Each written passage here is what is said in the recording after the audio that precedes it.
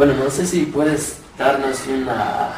una historia, un resumen de la historia política de Bolivia, de la lucha, para que sabemos cómo el país ha llegado al punto de hoy. Lo importante para nosotros los bolivianos es que se conozca todo este proceso que ha enfrentado el pueblo boliviano, primero para lograr su independencia y posteriormente para entrar en un proceso democrático que hoy beneficia a todos. Bolivia, como parte de Latinoamérica y de todos los países que han sido sometidos al régimen imperial, a la dominación exterior, a la expoliación de sus recursos naturales, ha desarrollado una lucha propia a partir del advenimiento de las dictaduras en los años 60 y 70. Este proceso nos ha permitido a nosotros reconquistar y retomar escenarios de lucha que el pueblo boliviano, los habitantes de Bolivia, los habitantes de las ciudades y del campo han desarrollado en tiempos de la colonia para instalar la república. Ya en los años 70,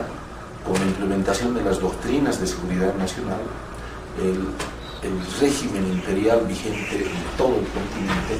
promovió las dictaduras latinoamericanas. En el caso de Bolivia hemos enfrentado más de 20 años de dictadura militar,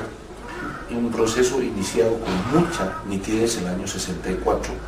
con el golpe del general Barrientos. Posteriormente hemos enfrentado una de las dictaduras más fuertes, que ha sido la del general Banzer durante 7 años. Finalmente la dictadura de Natuch, el golpe de Natuch, que ha durado 15 días, y la dictadura de García Meza. ¿Por qué es importante este proceso para los bolivianos? Porque nos hemos enfrentado a un tiempo de sometimiento económico, pero también a un tiempo de sometimiento político, que ha tenido que ver con la imposición de gobiernos militares, que ha tenido que ver con el control de estos gobiernos para elaborar una especie de plataforma al servicio del Fondo Monetario Internacional, de las transnacionales, del Banco Mundial,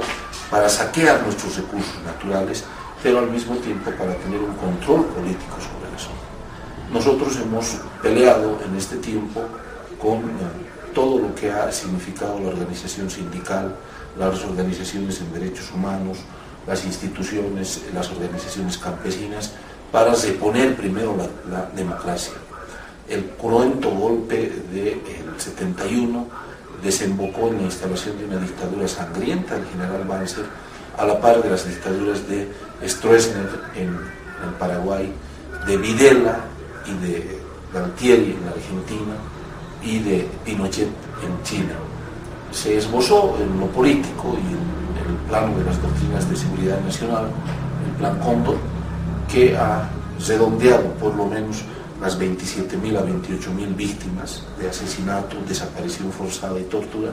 pero en Bolivia además sentó las bases para desarrollar una clase dominante, una burguesía absolutamente dependiente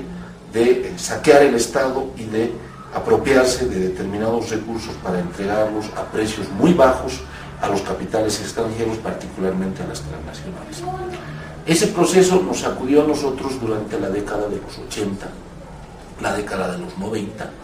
y posteriormente generó un escenario en el cual los movimientos sociales, habiendo reconquistado la democracia, especialmente en el periodo de García Meza, habiendo peleado por reconquistar la democracia y retomar además todo el escenario para los trabajadores bolivianos,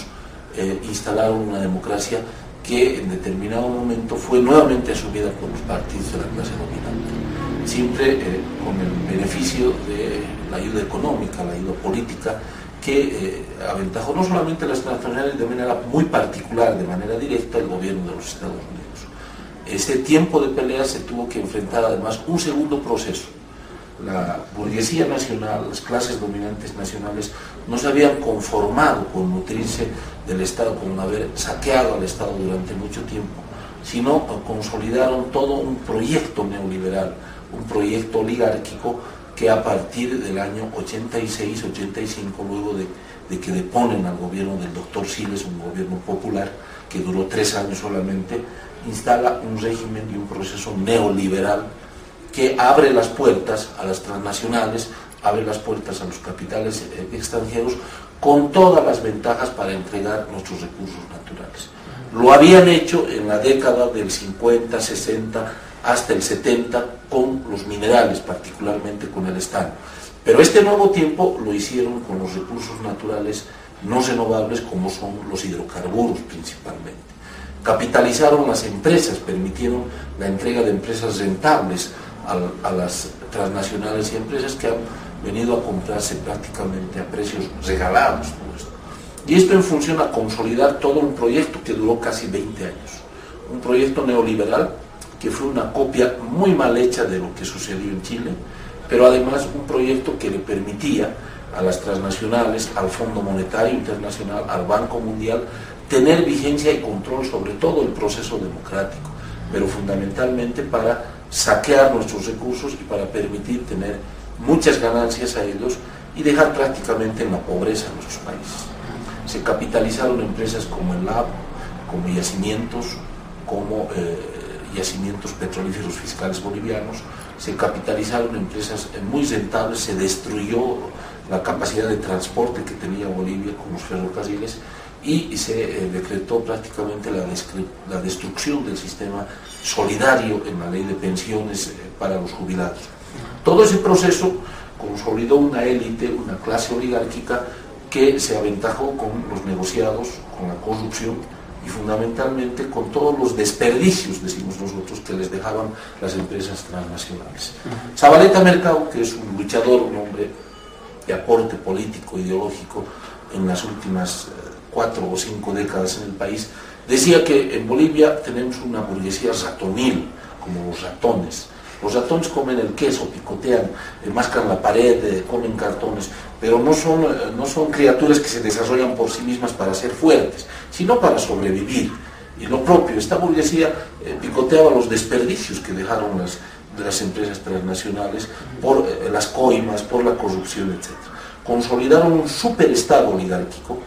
que prácticamente empezó a deteriorar su mismo periodo, su mismo proceso. Se autodebilitaron porque hubo mucha corrupción, se dio una combinación en los años 80 especialmente de poder político con poder económico y lamentablemente con narcotráfico.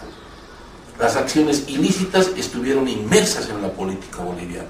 El régimen de Banzer estuvo implicado y relacionado con grupos de narcotráfico. Se produjo un escándalo el año 90 por la relación del gobierno de Jaime Paz Zamora, un gobierno que tenía una careta socialdemócrata, pero que finalmente